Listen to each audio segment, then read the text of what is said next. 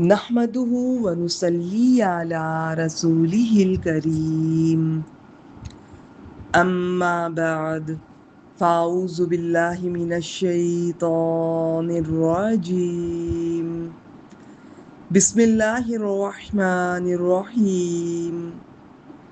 آج انشاءاللہ تعالی بإذن اللہ ہم لفظ با لفظ ترجمۃ القرآن کے سلسلے میں سورۃ البقرہ کی اگلی آیت کریمہ 276 کے بارے میں جانیں گے.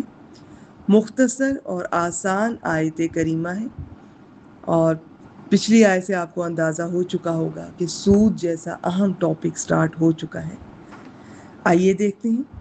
بسم اللہ الرحمن الرحیم. یمحق اللہ الربا. یمحق میم ہا قاف حروف مادہ ہیں. اس میں مٹانے کا معنی ہوتا ہے. یا علامت مضارع مٹاتا ہے. کون اس کا فاعل آگے آ رہا ہے؟ اللہ مٹاتا ہے. کسے؟ الربا.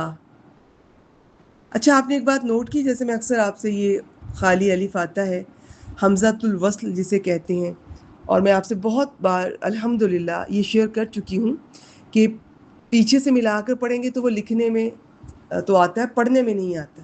ٹھیک ہے، ڈفرنٹ قاعدے ہیں نا، کسی میں لکھنے میں بھی نہیں آتا.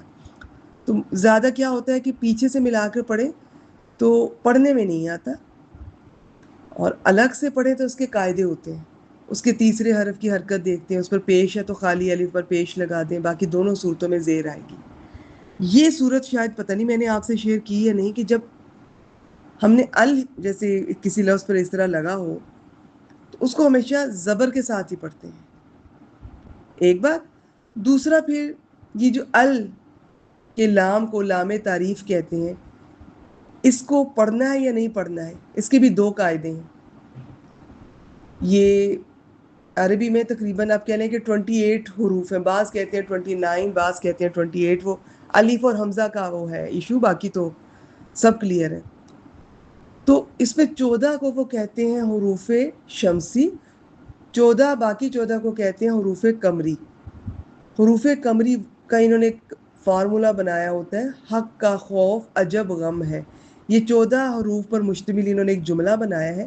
اس جملے میں جو بھی حروف آتے ہیں، آپ کہہ لیں جو والے لام کے بعد آتے ہیں تو پڑھا جائے گا.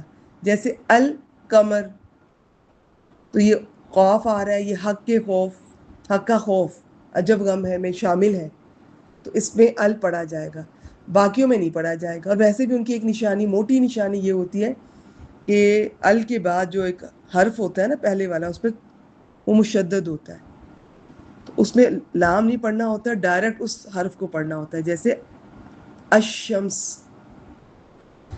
تو یہ چھوٹا سا قاعدہ، یہ مجھے یہ آیا کہ ہم یہ سے الربا میں پڑھ رہی ہوں تو کیوں پڑھ رہی ہوں. اور یہ را با واو حروف مادہ ہے، اس میں بڑھنے کا معنی ہے بیسیکلی. تو یہ آگے جو فعل آ رہا ہے نا یوربی، اس میں بھی یہی حروف مادہ ہے، لیکن وہ فعل مضارع ہے. تو اللہ سود کو مٹاتا ہے، وَيُرْبِي الصَّدَقَاتِ اور صدقات کو بڑھاتا ہے. وَاللَّهُ اور اللہ لا يُحِبُّ نہیں پسند کرتا، نہیں محبت رکھتا، کُلَّ کفارٍ اسیم، کُلَّ ہر کفارٍ اسیم، ہر سخت ناشکرہ، سخت گناہگار ہو. جو یہاں پہ جو کفار کا معنی ہے نا، ناشکرے کے معنی میں، اللہ اس شخص سے محبت نہیں رکھتا جو سخت ناشکرہ، اسیم سخت گناہگار. اسیم تو ویسے فعیل کے وزن پر، یعنی سود کا مال بظاہر جتنا بھی بڑھ جائے حقیقت میں نہیں بڑھتا. یہاں پہ سورہ روم 39 کا حوالہ دے رہے ہیں. رسول اللہ صلی اللہ علیہ وسلم نے فرمایا سود خواہ کتنا ہی بڑھ جائے انجام اس کا قلت ہی ہوگا. یہ مسند احمد، آگے ریفرنس آپ دیکھ سکتے ہیں.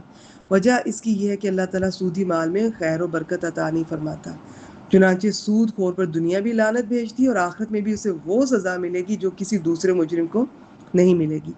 اس کے مقابلے میں اللہ تعالیٰ صدقات کو بڑھاتا ہے، ان میں خیر و برکت ہوتی ہے. رسول اللہ صلی اللہ علیہ وسلم نے فرمایا جو شخص پاک کمائی میں سے ایک کھجور بھی صدقہ کرے اور اللہ پاک مال ہی کو قبول کرتا ہے تو اللہ تعالیٰ اسے اپنے دائیں ہاتھ سے قبول فرماتا ہے، پھر اسے صدقہ کرنے والے کے لیے اس طرح پالتا پوستا ہے جس طرح تم میں سے کوئی اپنے گھوڑی کے بچے کی پرورش کرتا ہے، حتیٰ کہ وہ صدقہ بڑھ کر پہاڑ کی طرح ہو جاتا ہے.